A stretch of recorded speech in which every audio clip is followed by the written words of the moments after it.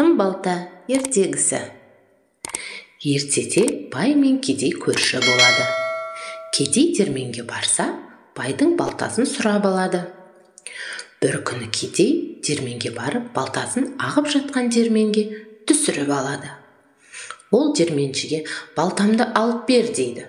Ол қолын диірменге салып, бір алтын балтаны алып шығады.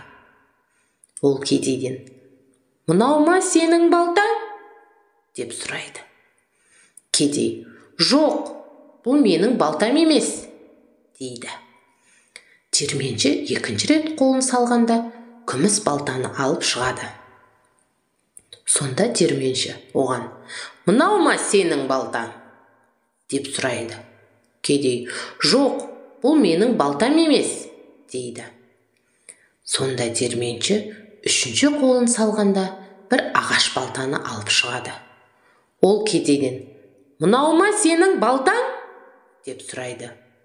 Сонда кедей: «Иә, осы менің балтам» дейді.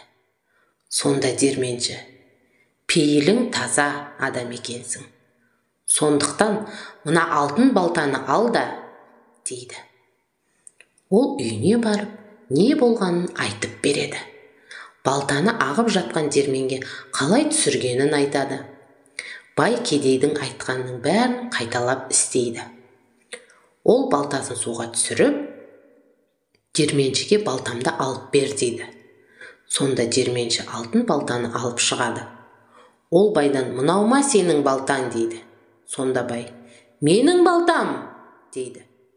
Диірменші оған: «Өтірік айтпа, мынау сенің балтаң емес» деп өзінің ағаш балтасын береді.